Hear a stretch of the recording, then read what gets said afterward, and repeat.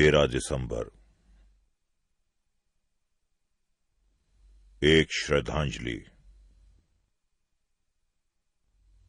उन शहीदों को जो लोकतंत्र को बचाने में शहीद हुए। कौन है गाड़ी के अंदर? गाड़ी के अंदर कौन है? रुक जाओ, रुक जाओ! पार्लियामेंट के सारे गेट बंद कर दो। हेलो, कुछ गड़बड़ है, रुक जाओ!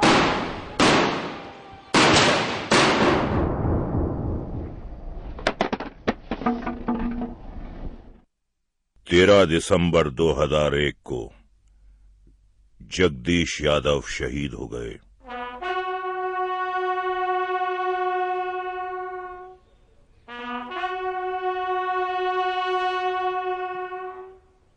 और कई जांबाज सिपाही भी वतन के नाम पर मर मिटे।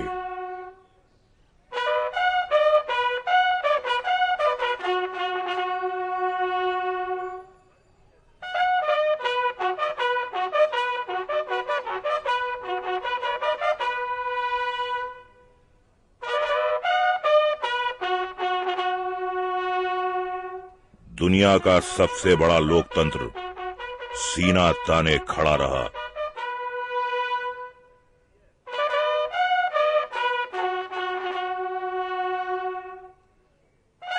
बुलंद भारत के इरादों और जज्बों को खरोंच तक नहीं आई।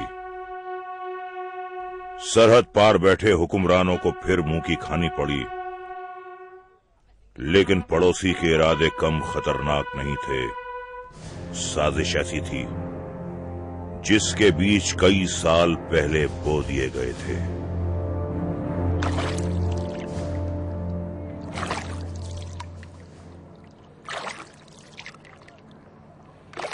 ये वो वक्त था जब कश्मीर में आतंकवाद ने सर उठाना शुरू ही किया था। भटके हुए नौजवान पाकिस्तान जाने लगे थे। उन्हीं में से सुपुरसिर जागीर गांव का अफजल भी था। तब उसकी उम्र सिर्फ 21 साल थी। 2-2.5 महीने की ट्रेनिंग के बाद अफजल लौट आया। खाली हाथ सरहद पार गया अफजल। जब लौटा तो उसके हाथ में AK-47 थी और जेब में 10,000 रुपए।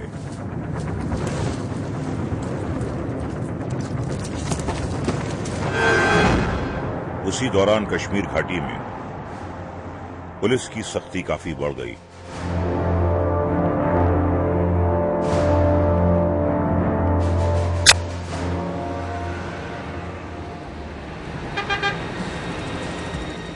घर वालों ने अफजल को उसके चचेरे भाई शौकत के पास दिल्ली भेज दिया।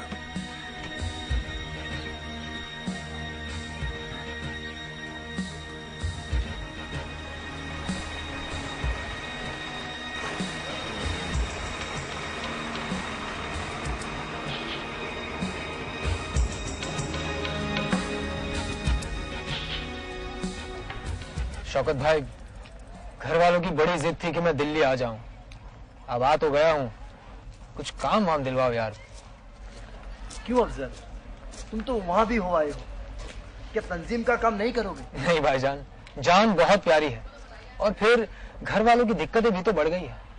अब वो सब छोड़ दिया, वो काम नहीं करूंगा। और बताओ, गांव का हाल क्या है? वहां कुछ हो नहीं रहा है, तभी तो आपके पास आया हूँ दिल्ली। आइए। अब यहीं रहूंगा, आपके साथ काम करूंगा। अच्छा, आपका काम कैसे चल रहा है? और सच में अगले 10 साल तक अफजल अपना छोटा मोटा धंधा करता रहा और पढ़ता भी रहा।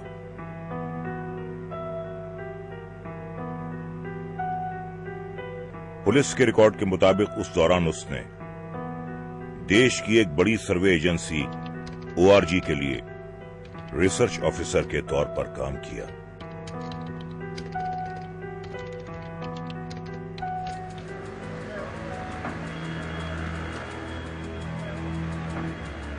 उधर शौकत का धंधा भी चल निकला। उसके पास अपना ट्रक आ गया। और वो कश्मीर से फल लाकर दिल्ली की आजादपुर सब्जी मंडी में बेचने लगा। लंबे चले इश्क के बाद उसने पंजाब से आई नवजोत संधू से निकाह भी पढ़ लिया। इस शादी में दिल्ली के जाकिर हुसैन कॉलेज में अरबी पढ़ाने वाले सैयद अहमद रहमान जिलानी ने भी इनकी मदद की। उसी दौरान अफजल की जिलानी से भी काफी अच्छी दोस्ती हो गई। पुलिस के मुताबिक जिलानी के कश्मीरी अलगाववादियों से अच्छे ताल्लुकात थे और वो इनका थिंक टैंक भी बन गया।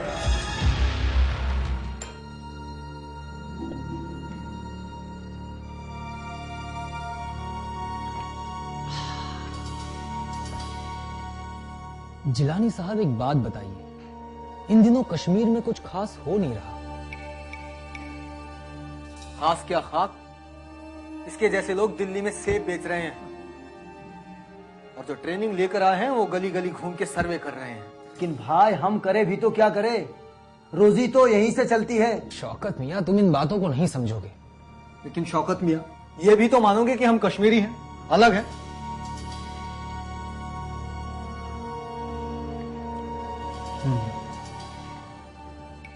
ये बात तो खैर ठीक है।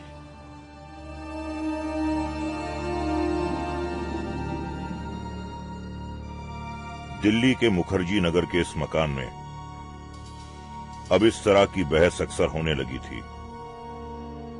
इस बीच मार्च 2001 में अफजल फिर श्रीनगर गया।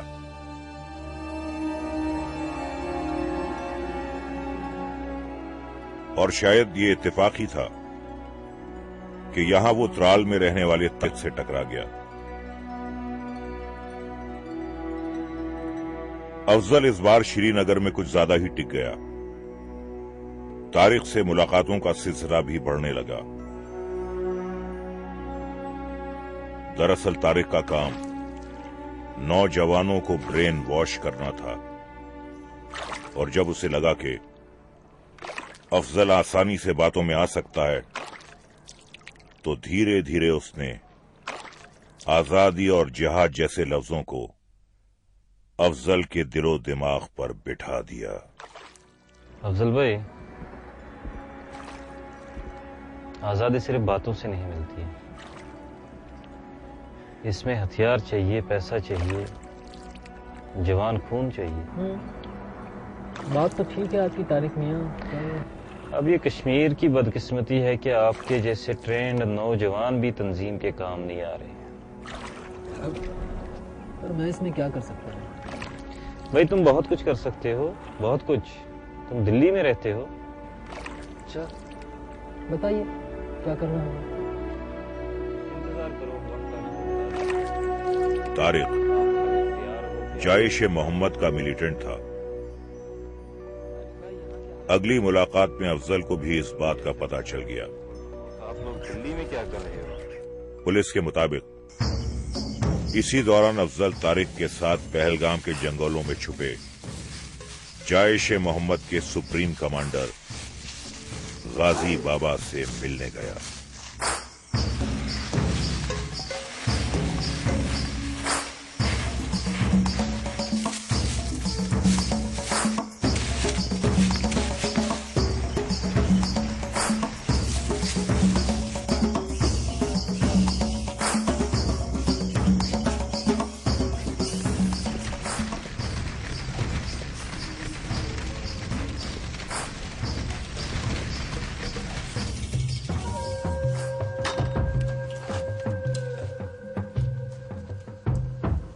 अल कायदा से रिश्ता रखने वाला गाजी बाबा एक पाकिस्तानी है।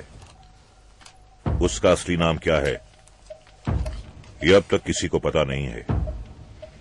उसके साथ हमेशा स्कॉर्पियो रहती है जिसकी गोली में जहर होता है, यानी छू भी लो तो मौत पक्की।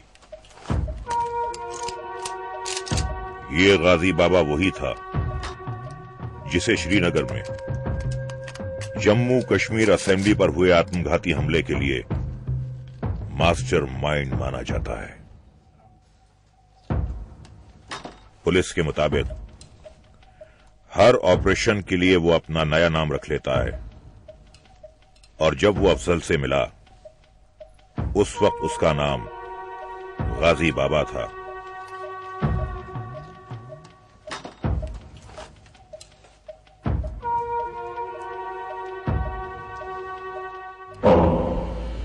तो ठीक है,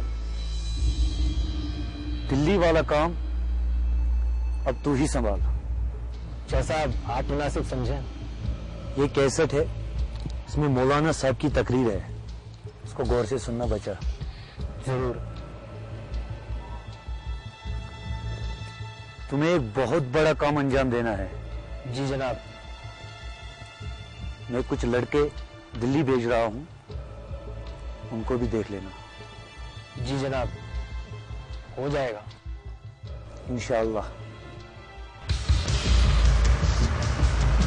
पुलिस के मुताबिक गाजी बाबा ने अफजल को दिल्ली से हवाला का पैसा कश्मीर लाने का काम भी सौंपा।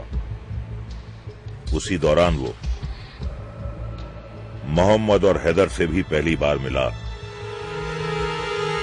उसके बाद अफजल जब दिल्ली लौटा तो वो पूरी तरह बदल चुका था। अब वो जैश ए मोहम्मद जैसे खतरनाक संगठन का आतंकवादी था।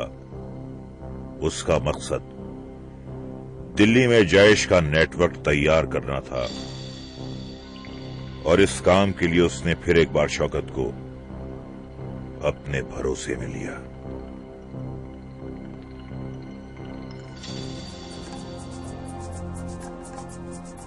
शौकत भाई, एक मदद चाहिए। बोलो। कश्मीर से तंजीम के कुछ लड़के आ रहे हैं, रहने की जगह चाहिए। देखता हूँ नहीं भाईजान, करना ही होगा। बहुत अच्छा मौका है। आजादी मिले या न मिले, हम तो 4 पैसे कमा लेंगे ना। शौकत ने दिल्ली में इनके रहने की जगह का इंतजाम भी कर दिया। इसके लिए क्रिश्चियन कॉलोनी के बॉयज हॉस्टल में कमरा नंबर 5 1500 रुपए महीने के किराए पर ले लिया गया। अफजल मोहम्मद को दिल्ली ले आया।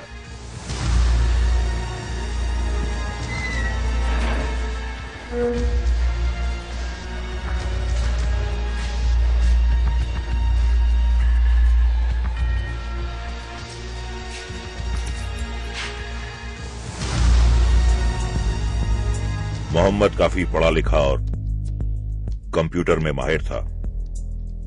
उसे एक लैपटॉप और कैमरा दे दिया गया।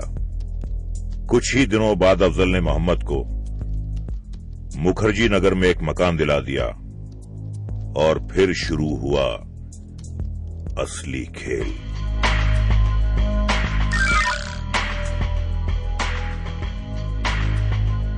मोहम्मद को काम के दौरान हिंदी फिल्मों के गाने सुनने का भी शौक था।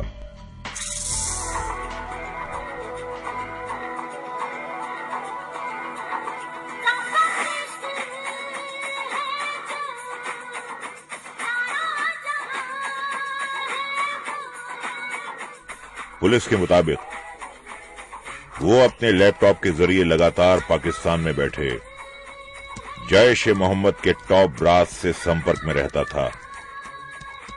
यहाँ मामला अब जमने लगा है।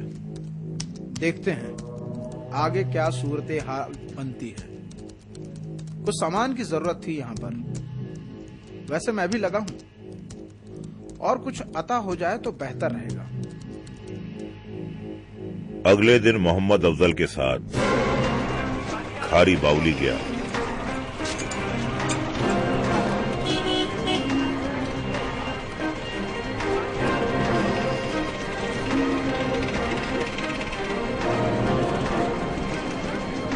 आगे बहुत अच्छी बिरयानी